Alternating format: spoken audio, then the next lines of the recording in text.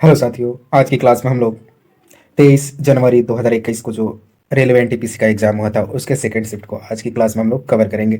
इसमें हम लोग जीके के टोटल 40 प्रश्नों को देखेंगे और वो भी काफ़ी कम समय में 10 या 11 मिनट में आपको ये वीडियो प्रोवाइड कर दिया जाएगा। तो चलिए, जितने भी नए लोग हैं चैनल को सबसे पहले सब्सक्राइब कर लीजिए और लाइक भी कर दीजिए। चलिए आज की क्लास हम लोग शुरू करते हैं। आज की क्लास का पहला प्रश्न है, अंतर्राष्ट्रीय अंतरिक्ष स्टेशन पृथ्वी की सतह से कितनी ऊंचाई पर स्थित है?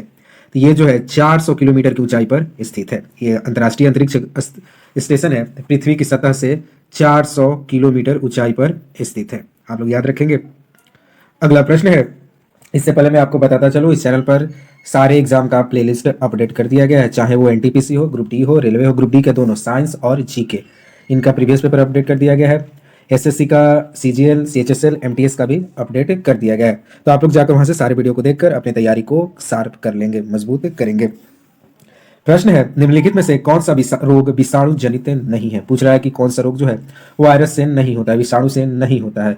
तो तपेदिक जो है ये जीवाणु से होता है, बैक्टीरिया से होता है। तपेदिक को हम टीबी या ट्यूबरक्लोसिस कहते हैं। और आप लोग को मालूम होगा टीबी दिवस जो है, तपेदिक दिवस 24 मार्च को मनाया जाता है। अगला प्रश्न है, भुक्ति, भोग, विषय, विधि और मंडल खाली स्थान थे। तो ये जो थे गुप्त काल में किए गए प्रशासनिक विभाजन थे। गुप्त काल में जो प्रशासन था उसका विभाजन जो था भुक्ति, भोग, विषय, विधि और मंडल में किया गया था। अगला प्रश्न है, निम्नलिखित में से किस बहुउद्देशीय परियोजना का निर्माण नर्मदा नदी पर किया गया है? तो सरदार सरोवर परियोजना जो है, इसका निर्माण जो है नर्मदा नदी पर किया गया है। अगला प्रश्न है, भारतीय संघ की कार्यपालिका का संवैधानिक प्रमुख कौन होता है? तो इसका प्रमुख राष्ट्रपति होता है। भारतीय संघ की जो कार्यपालिका है उसका संवैधानिक प्रमुख जो होता है राष्ट्रपति होता है।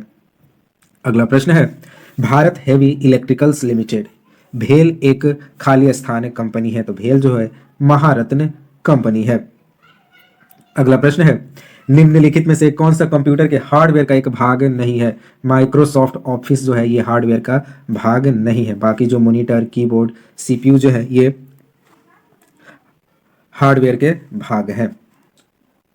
अगला प्रश्न है, संयुक्त राष्ट्र की वर्ल्ड सिटीज रिपोर्ट 2016 के अनुसार भारत में 2030 तक खाली स्थान मेगा सिटी बन जाने की संभावना है, जिसमें से प्रत्येक की जनसंख्या 10 मिलियन से अधिक है। तो वर्ल्ड सिटी रिपोर्ट 2016 कहता है कि भारत में 2030 तक 7 मेगा सिटी बन जाएंगी और प्रत्येक मेगा सिटी की जनसंख्या जो होगी 10 मिलियन से अधिक होगी। तो ये आप लोग याद रखेंगे, ये 30 तक ये प्रश्न चलता रहेगा। अगला प्रश्न है, 1857 के विद्रोह, जिसे भारत के प्रथम स्वतंत्रता संग्राम के रूप में जाना जाता है, के बाद भारत के अंतिम मुगल सम्राट बहादुर शाह जफर को निर्वासित करके कहां भेजा गया था? तो इसे वर्मा रंगून में भेजा गया था और ये जो था मुगल शासन का अंतिम सम्राट था। अगला प्रश्न है, 2011 की जनगणना के निष्कर्षों के अनुसार भारत का सर्वाधिक सघन जनसंख्या वाला केंद्र शासित प्रदेश को छोड़कर कौन सा है? तो केंद्र शासित प्रदेश को छोड़कर राज्य ही होता है। तो राज्य में देखा जाए बिहार जो है सर्वाधिक जनसंख्या घनत्व वाला राज्य है। अगर केंद्र शासित प्रदेश की बात की जाए तो दिल्ली का जनसंख्या घनत्व सबसे अधिक है। अगला प्रश्न है, 2017 में भारत सरकार द्वारा शुरू की गई सौभाग्य योजना निम्न में से किससे संबंधित है?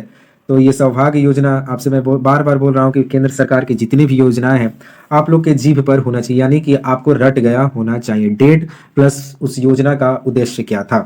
तो ये जो सौभाग्य योजना है 2017 में शुरू किया गया था और इसका संबंध भारत के सभी घरों में बिजली प्रदान करने से था। ये बनाया गया था कि भारत के सभी घरों में बिजली पहुंच जाए। अगला प्रश्न है, मध्यकाल में लिखे गए महाकाव्य पद्मावत के लेखक कौन है? तो मलिक मोहम्मद जायसी जो है पद्मावत के लेखक हैं। तो ये प्रश्न बहुत ही इंपॉर्टेंट है, एग्जाम में पूछा जाता है।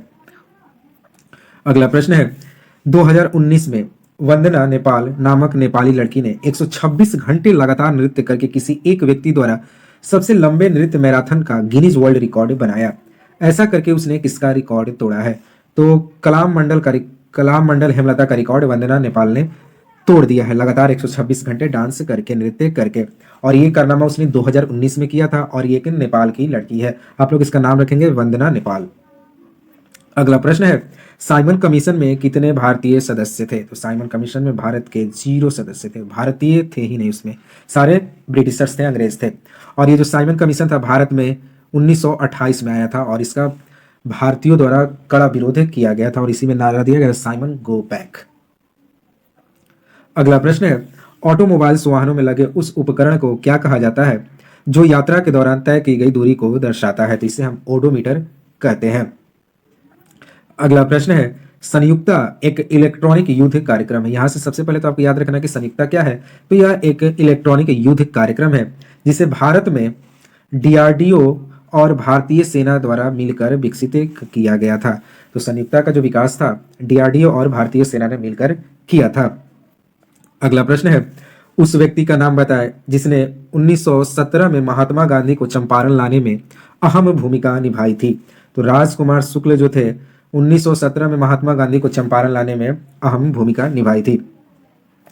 अगला प्रश्न है, नगर पालिका का सदस्य बनने के लिए आवश्यक न्यूनतम आयु कितनी है? तो अगर आप नगर पालिका का सदस्य बनना चाहते हैं तो आपका उम्र कम से कम 21 साल का होना चाहिए और ये जिक्र आपके संविधान के अनुच्छेद 243 के 5 में वर्णित है। अगला प्रश्न है, भारत में प्रथम तैरने वाले प्राथमिक विद्यालय का उद्घाटन कहाँ किया गया है? तो प्राथमिक विद्यालय जो होता है कक्षा 1 से लेकर कक्षा 5 तक का होता है और ये पहला तैरता हुआ विद्यालय जो है लोकटक झील मणिपुर में किया गया है। ये फैक्ट आप याद रखेंगे। अगला प्रश्न है, हार्ड डिस्क किस प्रकार के डेटा स्टोरेज डिवाइस का एक उदाहरण है? तो हार्ड डिस्क जो है सेकेंडरी स्टोरेज का उदाहरण है, द्वितीय स्टोरेज का एक उदाहरण है। अगला प्रश्न है, पंपास, स्टेपिस, सवानास, प्रेरीज सभी प्रसिद्ध खाली स्थान के नाम है। तो ये घास के मैदान है।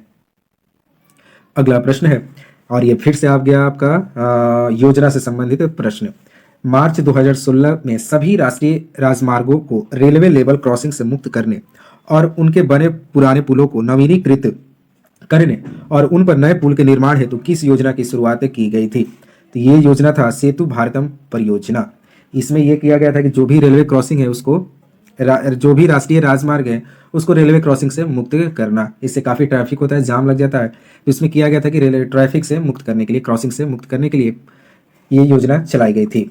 ये फैक्ट आप ये योजना को आप याद रखेंगे। अब तक से इस शिफ्ट में 2 योजनाएं पूछी जा चुकी है, तो आप लोग दोनों को याद करेंगे और बाहर से भी जितने भी योजनाएं हैं 2014 से लेकर और अभी तक के सारी योजनाओं को पढ़ जाएंगे। अगला प्रश्न है, मॉडेम खाली स्थान से जुड़ा होता है। तो मॉडेम जो होता है फोन लाइन से जुड़ा होता है। ये आपका कंप्यूटर का प्रश्न है।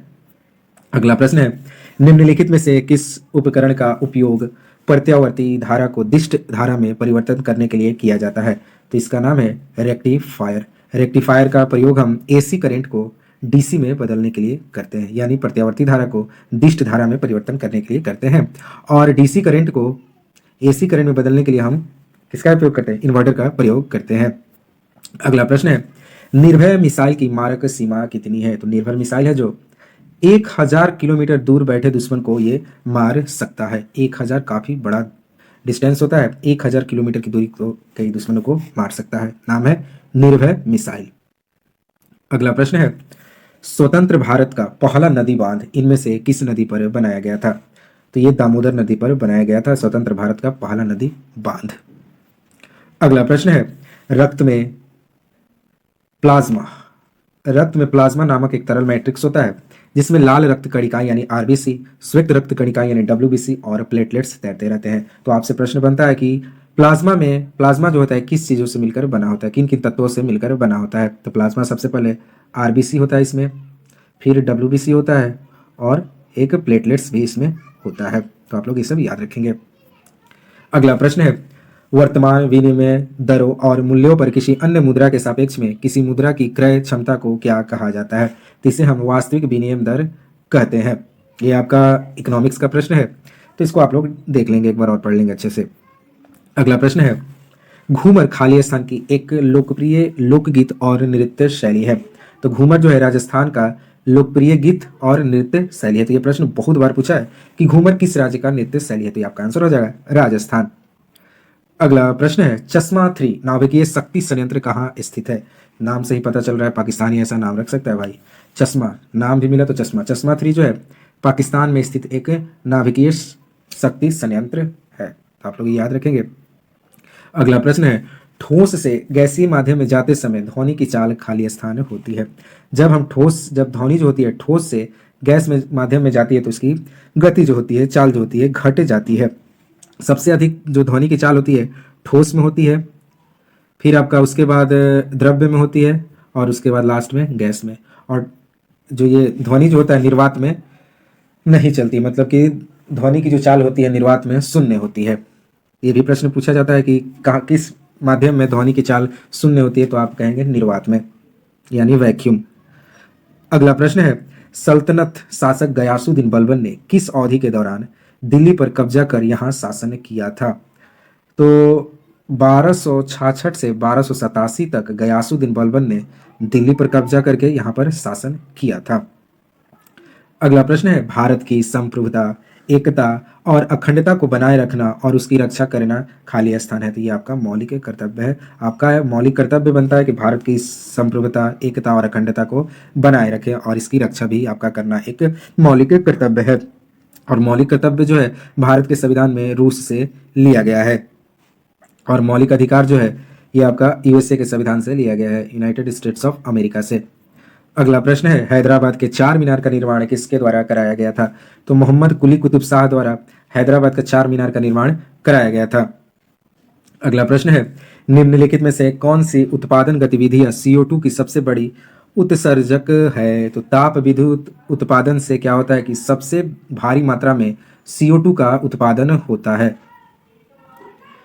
आज का लास्ट प्रश्न है, खाली स्थान को कोशिका के पावर हाउस के रूप में जाना जाता है। तो ये तो आसान है, माइटोकॉन्ड्रिया को कोशिका के पावर हाउस के रूप में जाना जाता है। तो हमने यहाँ पर जीके के इस शिफ्ट के टोटल 40 प्रश्नों को देख लिया है, और काफ़ी कम समय में 10 मिनट में या 11 मिनट, हार्डली 12 मिनट में हम लोग इसको कवर कर लिए हैं।